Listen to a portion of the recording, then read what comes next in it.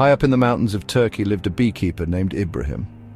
Ibrahim loved his bees. He cared for them, and in return they gifted him with delicious honey. It was a sweet deal.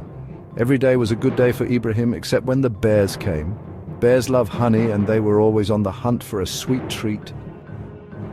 These bears were a big problem for Ibrahim. They were unbearable. They would often sneak into his beehives at night, gobbling up all the honey. It was a sticky situation. Ibrahim was at his wit's end.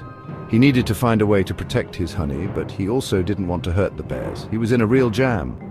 One day, while watching the bears, Ibrahim had a brilliant idea. What if, instead of trying to fight the bears, he could work with them? He knew bears were clever and had a keen sense of taste. They were the ultimate honey connoisseurs. Could they perhaps become his honey critics? It was a sweet thought.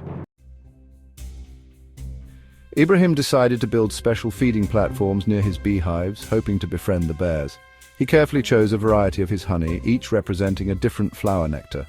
Some were light and floral, while others were dark and rich, a real selection. He placed small portions of each honey on the platforms, hoping the bears would prefer this sweet treat over raiding his hives. He knew bears had different preferences, just like people, and hoped they would be happy with the variety.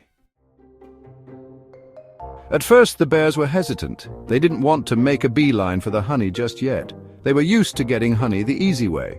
But soon the sweet aroma wafting from the platforms proved too tempting to resist. The bears cautiously approached the platforms and began sampling the honey. Ibrahim watched with anticipation, hoping for a positive reaction. Some bears devoured every drop, clearly enjoying the sweet treat. Others were pickier, favoring certain honey varieties over others.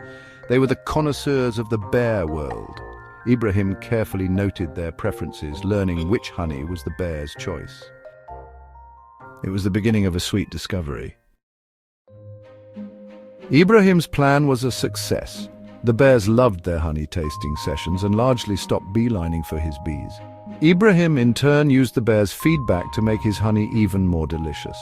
He planted more of the flowers that produced the honey the bears loved best, creating a beautiful garden. Ibrahim's story reminds us that sometimes the best solutions come from understanding and working with nature, not against it. It's the essence of harmony. By turning honey-loving bears into his personal taste testers, Ibrahim found a way to protect his livelihood, keep the bears happy, and make the honey even sweeter. What a lovely conclusion. If you loved this story, I would gladly appreciate it if you subscribe to our channel so we could keep covering wholesome stories like this one. This was Buzzcore speaking, and remember always, be yourself.